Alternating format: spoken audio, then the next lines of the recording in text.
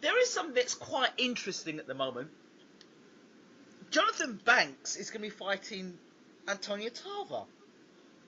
The heavyweight champion of the world's trainer is fighting Antonio Tarver.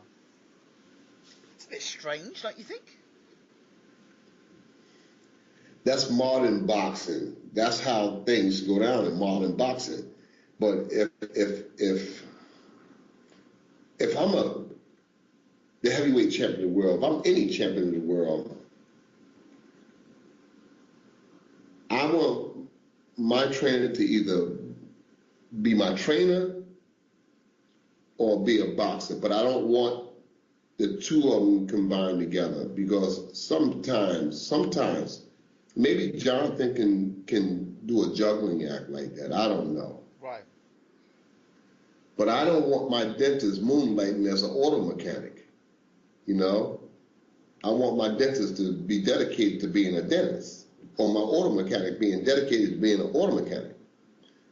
Jonathan still has the desire. He still has the bug to box. Right. And he's trying to do a juggling act, which I, from a personal standpoint, I can't understand that. You know. But how does that work? Well, where does he get time to train himself and then train Vladimir Klitschko? Well, obviously they make the time. They'll make the time to do it. He's going to fight in September.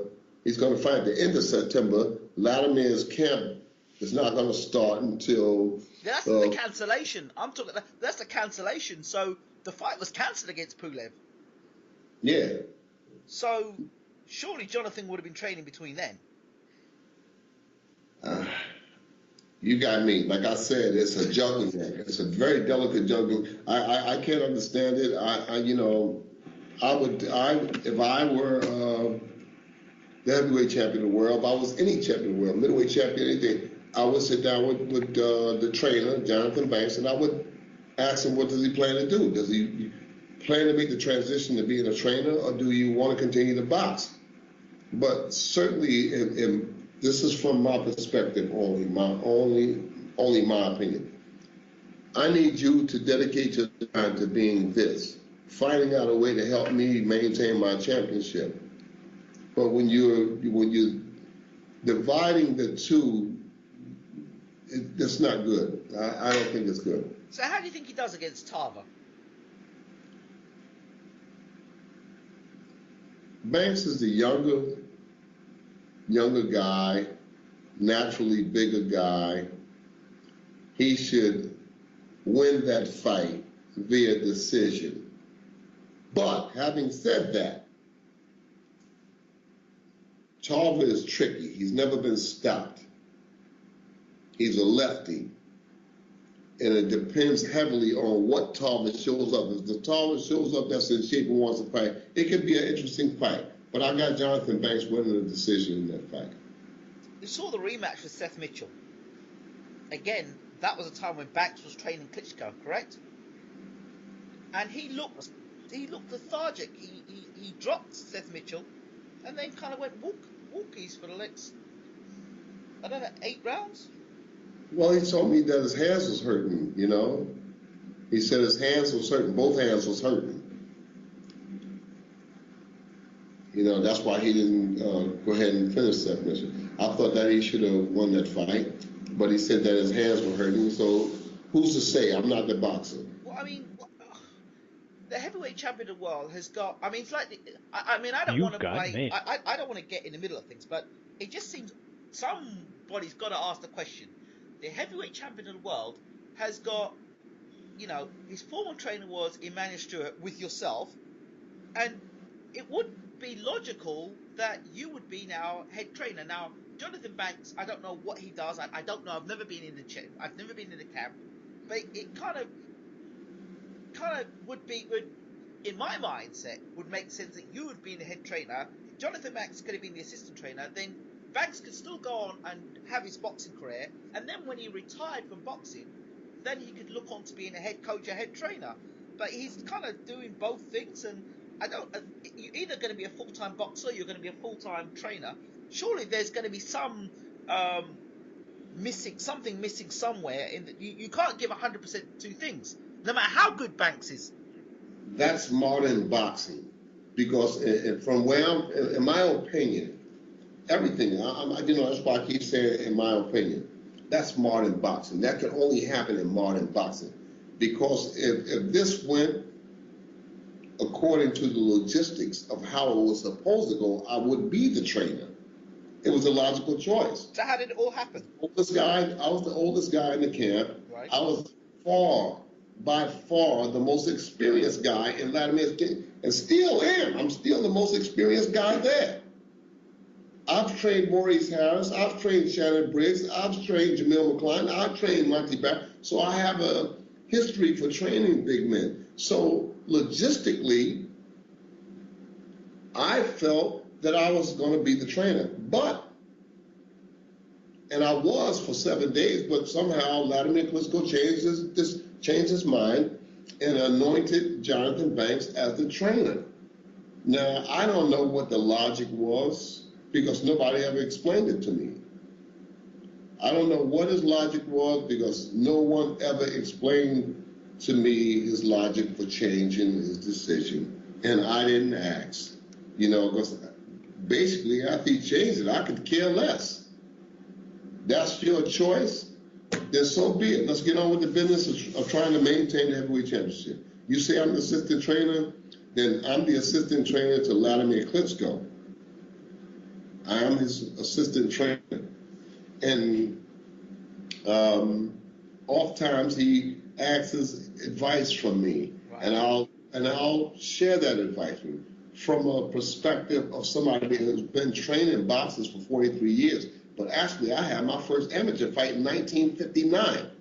1959, I had my first amateur fights, when amateur fighting was amateur fighting. You understand? So Vladimir will ask of me advice from time to time, and I will share that advice, my perspective of that advice, when asked. But I never interject with Jonathan Banks' tutelage or his training of Vladimir. I never interject. I don't want to be disruptive in a training camp, because the goal is to get this man across the finish line and maintain the heavyweight championship of the world. And that's my perspective. So, he chose Banks. Like I said, if things had gone according to the old school rule, I would have been the trainer. But this is a new way of doing things in boxing, where you can be a trainer and a boxer at the same time. Now, perhaps Banks knows how to do the juggling. Who am I to say? I don't get caught up in that stuff. So wait, hold on. Who trains Jonathan Banks? Emmanuel Stewart's nephew, Javen Hill, trains Jonathan Banks. I trained Jonathan Banks for 3 fights in his career, but Javen Hill is training Jonathan Banks. Right.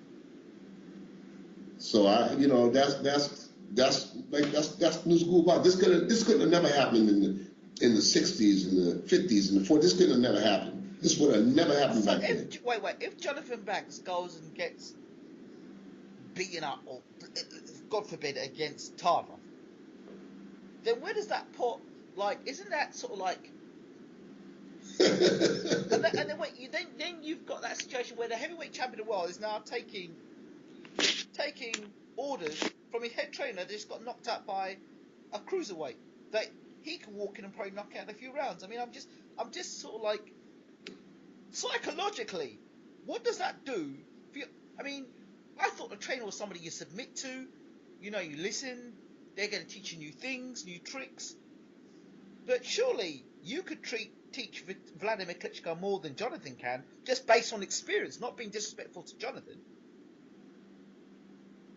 Probably so. Well, yeah, I'm pretty sure. Probably. I mean, come on, 1959. How old's Jonathan Banks? I wasn't sure that I could. How old is Banks? But again, I think it's more so that Vladimir was used to the Kronk style that Emmanuel was teaching him, and that after the passing of Emmanuel, he was looking for somebody to perpetuate that kind of training. Right. And therefore, he looked to Jonathan Banks because I wasn't going to do it. I was not going to do it. I was not going to train him in the style of the Kronk regime. No. The Kronk style is not for everybody, especially for Vladimir, in my opinion. But explain what the Kronk style is to somebody who's listening. Tommy Hearns. Just think Tommy Hearns. You know? Okay. That's the Kronk style. That's how I sum it up in one word. Think Tommy Hearns. Tommy Hearns is the epitome of what a Kronk style fighter is. You understand? I wasn't going to train him like that, you know? What's your philosophy then? How would your philosophy differ? If you're going to say, if Tommy Hearns is Kronk, then what would be precision boxing? Well, I would say I would be more technical.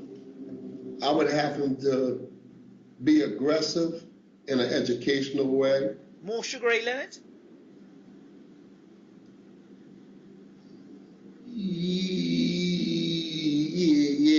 Yeah, but Vladimir is not that kind of guy that's going to take the chances that Ray Leonard took. Vladimir is more of a European style guy. More European style. I could tell you what I would do with Vladimir, but I don't want to tell because then I'll be letting the cat out of the bag, you know? I don't want to let the cat out of the bag. I want to save my knowledge for the fighters that I'm training. Right. If I tell you what I would have did with Vladimir Klitschko with his style, then I would be letting the cat out of the bag what I'm going to do with Oleksandr Usyk. And I don't want people to know what I would have did with him. But I'm telling you something right now. I wasn't going to train him in the same style that Emmanuel was doing. So perhaps. So what is Banks? Perhaps he did the right thing by inviting Jonathan Banks to train him, because I wouldn't have trained him in that sense. I wouldn't have trained him the same way. I was going to change a couple. I was going to change a couple of things. So you would say that Banks, in that sense, that Banks needs to be given credit for, since Amanda Stewart's been gone, then Banks needs to be given credit for all the Vladimir fights since then, that he's still champion. Is that correct? To me, the styles haven't changed. He fights the same way he was fighting when Emmanuel was training him. So yeah, of course he has to be given credit for the wins. But is that down to Vladimir's already being a talented athlete, and Banks just following through what Emmanuel left him, or does Banks add something different? I think that Jonathan Banks assumed the same style that Emmanuel had Vladimir Klitschko boxing in. Do you see a big difference in him? Since Emmanuel's been going up, do you see a big difference in his style? I'll tell you something. If I'll give Banks some credit, I thought he was a little bit more aggressive against Marius Vac. And that's where he got clipped. And as soon as he got clipped by Marius Vac, he went back to type, which is defensive. Let's not get caught with too many punches here. Let's jab and grab. But he looked aggressive against Vac. And then, when Vac clipped him in that round, he went, no, let's not do that. Well, for the most part, Jonathan Banks has to be given credit for whatever he's doing. He's the lead trainer. Yeah. Of course. My input here and there does not sum up what was going on in the ring.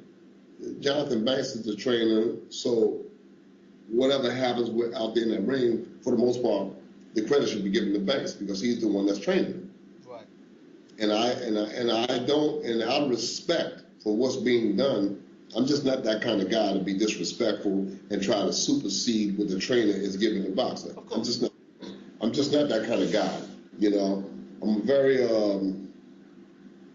studious and loyal, capable person. In other words, I don't get out of my lane. I'll stay in my lane. This is my job. This is how I do it, and I don't move from that. Let me throw this out there. Because Banks knows the Kronk way and would know it very well, obviously being with Emmanuel Stewart and following the Emmanuel Stewart way, if anything were to come by the sides, laterally.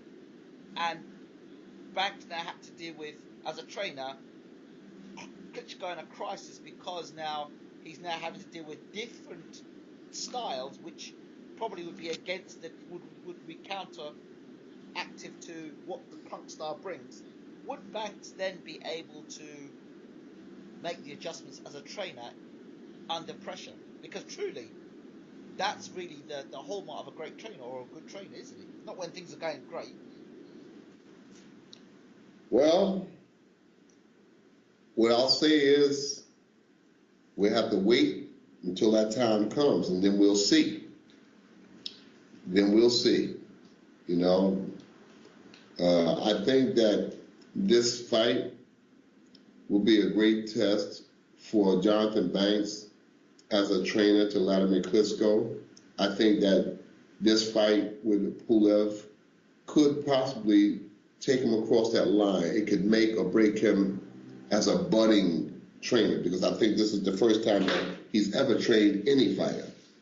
I mean, aside maybe for some amateur fights or something like that there, but I think aside from that amateur effort that he might have been made as a coach, that this is his first effort as a professional trainer at such a high level.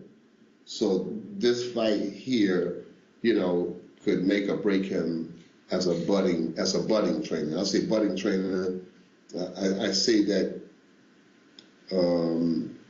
quite candidly, because that's what he is. In fact, he's a budding trainer because this is the first time he trained, and he's coming into the World Heavyweight Championship by wishes of Emmanuel Stewart. So we'll see what happens. And let's close on this, Mr. Bashir. Your own credentials, and I've got to ask it because people will ask. I know what you've done, but people will ask the question. You're always talking to James Ali Bashir, but who has he actually trained? Can you just run a list of people that you've trained and people you've trained to become world champions? And well, you know, the people today in boxing, they're like label freaks, and most of the people in boxing now don't have a track record. They don't have any longevity. They don't have any experience that they can fall back on. Right. I started out 74, 75 when I first started training boxers. I started training amateur boxers. And I basically worked with those boxers 4 or 5 years before I even made a professional effort, you know? I mean, I carried a water bucket, a spit bucket or something like that there. But before I even started as a professional trainer, I worked in the amateurs a lot. And I mean, I worked 4 or 5 years with amateur boxers. And when I came into the pros, I worked with boxers that nobody else wanted to work with. Has-beens, wanted to be's, and never will be's was the kind of guys I was training, you know? I was going to the boxing matches with guys that didn't have a chance, but you couldn't tell me that because I was putting forth my best effort, so why shouldn't they put forth their best effort? And because I was training boxers, I thank God that I came that route because I learned so much about the sport by having guys that were losers. So I became educated in the art, not because I wanted to, so much because I wanted to or because I desired to, because I needed to, because this is what I was chosen to do for a living. And through my labors of training these people, like I said, I was working with boxers that nobody wanted to train. And I would go out there and upset the apple cart time to time with these guys. And that gave me incentive to keep going because I said, wow, if I did it then, I could do it again. And it gave me incentive. And the years piled up, and I met a young man in Maurice Harris. Maurice Harris is one of the best things that ever happened to me in boxing because he was a guy that had all the skills in the world, but he just couldn't turn the corner, you know? His work ethic, his inconsistency, something was missing. You know, you never knew what guy was going to show up. But having said that, I went a lot of places, a lot of places in boxing. I got my reputation started by training Maurice Harris, because he would come in and upset people that he was supposed to get knocked out by. David Izon, he upset him. Jimmy Thunder, you understand? He fought a tremendous fight against Derek Jefferson. You know, he was the chief sparring partner for Lennox Lewis, Mike Tyson, and he and I, we did a lot of things together. You know, we beat Tony Thompson in the fistful of dollars, you know, for $100,000, and God knows we needed. That's probably why we won it. We needed that 100,000. But I went to great heights with this young man, you know. So I take my hats off to him, and I give him respect. You know, I respect him because he went through some things. This guy didn't have no amateur background. He did all those things, but no amateur background. So to this day, I have nothing but good things to say about him. Nothing but respect for Maurice Harris, because he put me on board. I trained Jamil McCline. I turned Jamil McCline pro, another guy that didn't have no amateur background. So I worked on the floor with Jamil McCline for 2 years before he even turned pro. And then he came into the pros to do what Jamil McCline did. To do what McCline did was remarkable, because he didn't have no amateur background. And I was able to train him and take him and turn him pro. I was the guy that turned him pro, you know? And look how far he went in heavyweight boxing. So when I look back on that kind of thing, I'm proud of my efforts with him. Wow. Then I trained Shannon Briggs and Monty Barrett. And those guys... When did you train Briggs? I trained Briggs for... He fought... You can just look at Box Rec and you'll see I trained him 2 fights, Abraham O'Kine and Ray Mercer. Right. Those are the fights I trained him for. But it wasn't just the fights itself. It was just the fact that I was there with these guys, that these guys looked up to me, and they still look up to me to this day, to this very day. Briggs looks up to me. Monty Barrett looks up to me. Harris looks up to me. All of these guys look up to me, and they respect me. And I respect them for entrusting their careers and their lives to me at those particular times. And I strive to be the best that I could be when I was working with those guys. And now here I am. You know, I worked with Lennox all those years. I've been with Latimer for 13 years. How close did you work with Lennox Lewis in terms of you working with him? I worked when I was the nemesis. I was the guy in the other corner. You know, I was the guy that used to get under his skin.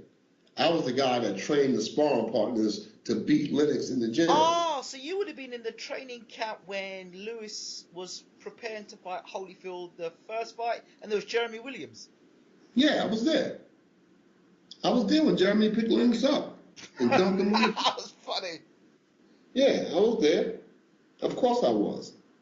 But Lennox respected me, and I respected him at the end of the day. But he knew what my job was. My job is the same job that I got now, Latimer Klitschko's game. Somebody has got to be the bad guy. Somebody's got to be the guy that's opposing the champion, because that's what he's going to be facing that night when he gets into the Pulev. So my job is to get the best from the sparring partners, to extract the best that I can from the sparring partners. If it's Latimer Klitschko slips up in that training camp, he'll get clipped, and he knows it. He knows why I'm there. He knows that I'm trying to get these guys to come forward and do the best that they can. We're not looking to say, hey, take it easy on the champ.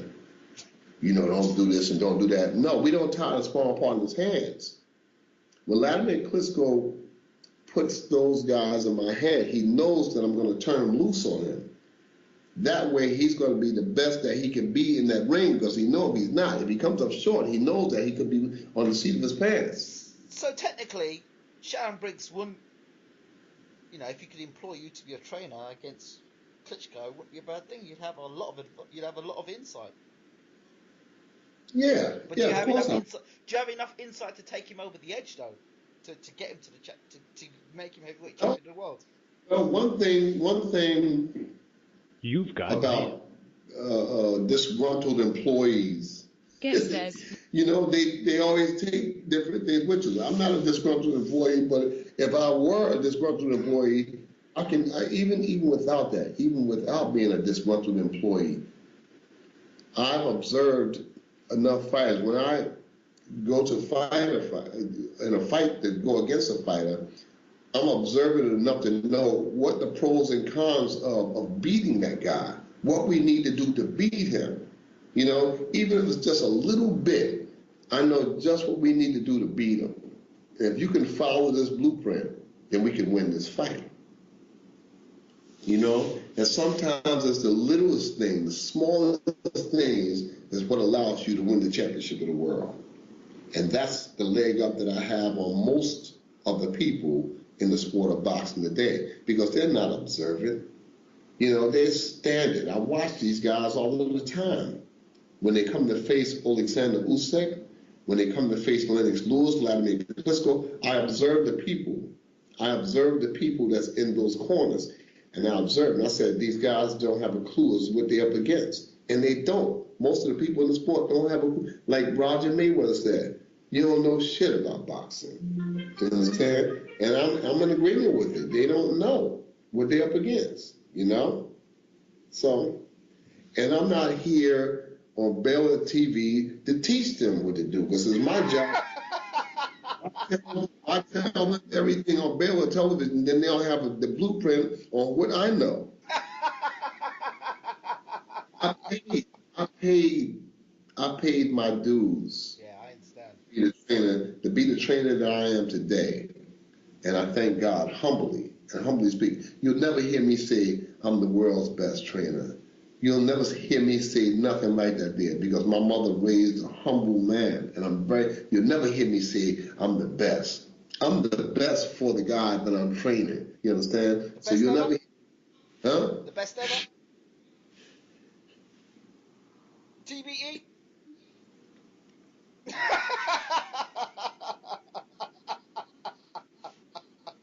I can't hear you. You say, I can't hear. But the fact of the matter is,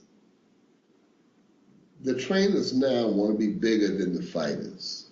And that can't be. That's one of the misgivings of boxing. The trainers are into theater. It's going on the internet. This internet thing is chitter chatter. My boxer is this, my boxer is that, my boxer is going to do this, my boxer. You don't know what your fight is going to do. But the trainers want to be bigger than the boxers, and that can't be. In order for boxing to survive, the trainers can't be bigger than the boxers. The two of them have got to collaborate, and both of them learn from each other. One guy that's experienced. But don't you think, just closing, Angel Garcia and Danny Garcia have an interesting mix? Angel does all the talking and all the provoking, and Danny does all the fighting.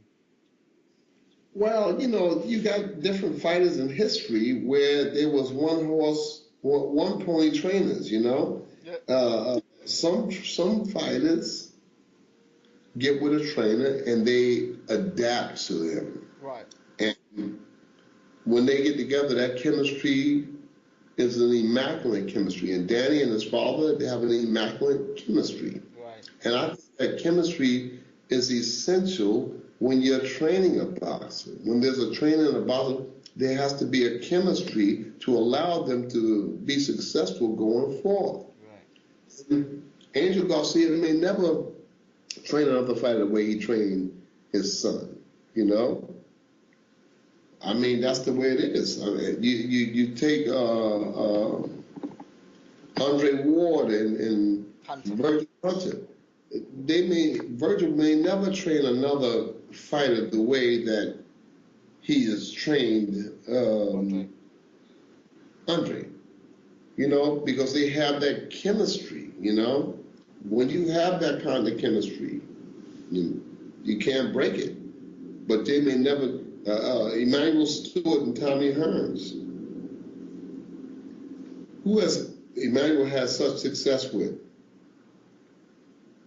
You know, who had that kind of, you understand? So Muhammad Ali and Angelo Dundee, you know, they have, who did Dundee be successful with after that? None of them. Nobody, you know, so when you have that there, when you have that kind of chemistry, it can't be broken. It cannot be swayed. It cannot be capitalized on by anybody else but those two people. So yeah, I'm thankful to the guys that entrusted their careers to me, and I'm ever trying to get better. Even now, all these years later, I don't go around my chest poked out, saying that I'm this or I'm that. I'll let my peers and the fans and the people in the press, such as yourself, I'll let those people anoint me this or that, or discredit me for this or that. But you won't hear me say anything. It's not necessary. My work speaks for itself. I guess this fight you've got now, Usyk.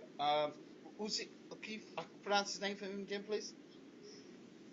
Pardon me? Usyk, his first name?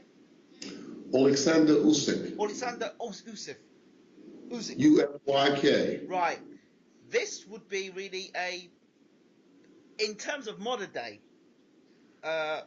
he an active and on the verge or on the road to being world cruiserweight champion would be a great selling point for yourself now in 2014, let's say. Would you not say? Ask me the question again. Would you say that now with the guy you're training in Ukraine, his march towards the world cruiserweight title, the way you've converted him from being an amateur to a pro now and taking him through the pro game will be a clear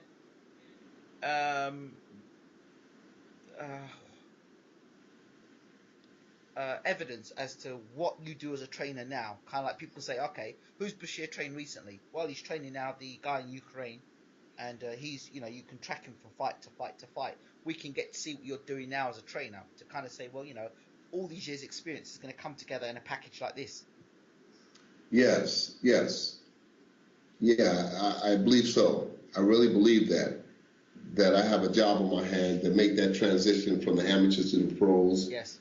To polish up the little errors that I see in this armament, and to overcome the politics and the fan base here in Ukraine. Right. Because sometimes when you're in an environment where everybody idolizes you, I mean, this kid is all over the billboards here. Right. He's all over billboards, and people, everybody knows him, everybody wants a piece of him. And the fan base is saying, oh, you're great, you're this, you're that, but they looking past the little things, the little errors that he might be making. So it's up to me to try to harness that and say, wait a minute, son, you got to do it this way, you have to do it that way. You can't continue to do it this way because we're in the pro ranks now. So I have to tap into his psyche and say, this is how we have to do it. We have to approach it like this here. And that's not always easy to do. People say, well, all you got to do is just tell them, no. When you got this guy pulling on him and that person pulling on him and that person pulling on him, you're inside the Ukraine. He's a famous figure here. Outside of the Klitschko brothers, he might be the most famous boxer here in the Ukraine. Wow. So yeah, I'm telling you. I mean, we go to dinner anywhere we go. I got people coming up to me in grocery stores wanting to take pictures with me because I'm training Usyk. And they know me. People know me. And so they, if they pull on me like that, I said, I can imagine what this young man must be going through. Yeah. Absolutely. Yeah. I mean, everywhere we go, we're at a mall, if we're just eating dinner, everybody wants a piece of them. So to be able to reach out and harness that and still get his attention and still be able to improve him going forward. Guy asked me in the gym day before yesterday, he said, why do you stop him so much during the sparring? I said, because I want to address the mistake that he's making now. I don't want to address it 15 minutes from now. I want to address it right now. If I see something wrong, I stop the sparring. Wait a minute, stop. This is right and this is wrong. I want to make it note of it right then and there, And you need to just sit back and watch what I'm doing, So you have skeptics even here in the Ukraine that question my approach to what I'm doing with him, I don't want just a reckless brawler going out throwing hard punches because somebody is going to get a combination and know how to. They're going to get a combination to the safe. And once they get the combination to the safe, they take all the goods that's inside of it. So you have to correct those things in the very beginning. Right. Winning the championship of the world is not an easy thing, because if it was, everybody would be champion. So you have to be respectful in your approach to other pros, even at the low levels. You got to be very, very careful, because you got guys down there that got 20 and 20 records that'll knock your head off if you disrespect them. Right. So yeah. So I'm glad to be the trainer for Oleksandr Usyk. Out of all the trainers in the world that he could have chosen, being an Olympic gold medalist at heavyweight, out of all of the trainers in the world that he could have chosen, he chose me. We met in the Vladimir Klitschko camp before he turned pro, and upon his departure, he said, when I turn pro, that I'm going to call you. But everybody says that. And sure enough, when he turned pro, he says, come to Ukraine and train me. So he followed suit on that, and gave me his trust and his respect, and I'm going to give him my trust and my respect back. I'm going to do the best I can to make this man the undisputed. I want it all. I want the whole ball of wax. The undisputed cruiserweight champion. This is what I'm looking to do. Wow, that's a big call. And this is not a long haul. This guy's got close to 300 amateur fights. Right. He's won the World Games, I believe, twice, and he's won the Olympic gold medal at heavyweight. And so we're not talking about a long time. We're talking about 2015. God willing, we're talking about 2015. We're going for the title. We're going to try to break Evander Holyfield's record. We're going to try to take that belt. Evander took it in 12. We're going to try to take the first cruiserweight belt in 11 fights. Wow. We got 5 fights now. This will be the 5th fight.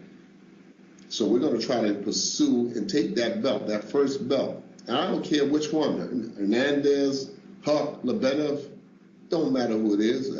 I think that he beats any one of those guys right now. This is my feeling. I see the guy every day boxing, you know? And I think that he beats any one of them now. So, I'll go against anybody that they got out there, because the fighter makes me brave. It's not me being brave. The fighter makes me brave. Right? The fighter's telling me I'm ready now. And I look at his work ethic in the gym. I say, yeah, he can get by, because those guys are aging champions. Right. They don't be sitting on the wall waiting to take a great fall. They just need somebody to push them off. That's all. And this young man is the guy that can do it. What about things like going 12 rounds, coming for a tough fight, all these sort of things? Doing in 3 rounds are one thing in the amateurs, but the pros are a different thing. Well, we prepared for that day in our training camp, because I apply the same thing in Usyk's training camp that's done in Vladimir Klitschko's training camp. We box 12 rounds every day in the gym with 4 different guys. So there's no new thing. So anybody that's not doing it, just come on. Anybody that wants to do it, come on. We want the best guys in the world to come up here and compete against us. All right? We're doing the work. We're not taking no shortcuts, and we're not ducking nobody. Come on up to the plate. Step up to the plate and turn the corner with us. We're ready to box. How good is Usyk's English? Huh? How good is Usyk's English? Usyk's English, he understands more than he can speak it. But who needs to understand English in Ukraine? I need, because I want to interview. Baylor TV wants to interview him. You got an iPhone? I haven't got an iPhone. You get an iPhone and you can talk Ukraine on the iPhone. We want to interview Usyk. He understands me. He understands me very well, but he just has a problem delivering. Right. I'll say something to him, and then I'll say, "Did you understand me?" He'll tell me, "Yes, I understand." We could hook up a situation where we can have Usyk and a translator, and we can probably ask him some questions. Yeah. I'll see to it. I'll do it. I'll ask tomorrow. We get a translator, and we get some time, maybe this week, and we get a translator to do it. You've got mail. I think it'd be fun. Yeah. James Ali Bashir, as always, or as I like to call you, Uncle James Ali Bashir. Thank you so much for talking to Bayloric TV. Yes, it's been a pleasure. It always is. And we'll meet somewhere again on the highway. This is boxing. This is pro boxing. So longevity is the key. You got to be smart. You got to be clever to have longevity in this profession, in this sport. All right? Do you have any messages for the fans that listen to you and listen to your words of wisdom? I think that the fans need to pay more attention to not just the boxers, but those brains in those corners. Listen to them. When you're watching, just tell everybody in the environment to keep quiet and listen to the corners. And listen to what's being told in the corners. And then you'll find out, what the real trainer sounds like and what a wannabe trainer sounds like, a fake trainer sounds like, because there's a lot of frauds out there that's pushing information to fighters that they don't have a clue as to what they're talking about. And many of them can't make adjustments, You saw Lomachenko versus Gary, what's his name? Russell. Gary Russell. You saw Lomachenko and Gary Russell fight. The corner, Gary Russell's corner fell apart. It fell apart about the 7th, 8th round. They fell apart. They didn't have no answers for what was happening. They didn't make no adjustments. Why? Because you had a lot of wise guys there that did not have no experience on how to steer a ship or navigate a ship through tough waters. He looked like a ranked amateur against that kid. But again, here go a guy, Lomachenko, out of the Ukraine, that got 300-400 fights, 2-time gold medalist, World Games winner, you understand? But he's got 300 or 400 fights. So he's a seasoned semi-pro right from the rip, even though he only had 3 fights. And Gary Russell, how many fights? 20 fights? Yeah. And he made Gary Russell look like a ranked amateur. To me, how did it look to you? Pretty much so. He made him look like an amateur. He was beating this guy up. And they had no answers. They had no reasoning. No adjustments was made in the fight. So I think that being a trainer is an art form. It's a gift, but it's an art form. And you can't just jump out the box and start giving somebody instructions and you don't even understand why you're giving the instructions. Gary Russell was getting beat from pillar to post almost from the first 2 rounds. And nobody called him back and said, now wait a minute, hold on. This is what we need to do to change this thing. They just kept on navigating the ship through tough waters. The ship was getting beat up and busted up. And by the time they got to the 9th round, it looked like they had resigned that we're going to lose the fight. So I didn't see nothing. Like I said, I want to get an education from listening to the corners, from watching the corners, You've got mail. But this is modern boxing. In modern boxing, anything can happen. This is modern boxing, and in modern boxing, anything can happen. But I'm proud of the fact to say that nobody ever gave me nothing in this sport. Everything I got, I earned this sport. All right? I lost 2 marriages. I missed weddings, funerals, birthdays, graduations. Everybody was pissed off, mad with me because I was somewhere in another part of the world when all those things was happening. So I paid my dues to be here and nobody gave me nothing. I earned the right to be where I'm at. That's my feeling about it. That's the one thing that I will go on record and say, I earned the right to be where I'm at. So all those haters out there who hating and don't like me for saying, fuck you.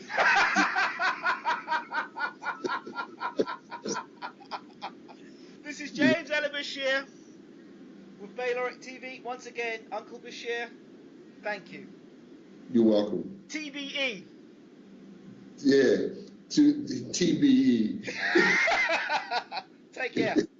Later.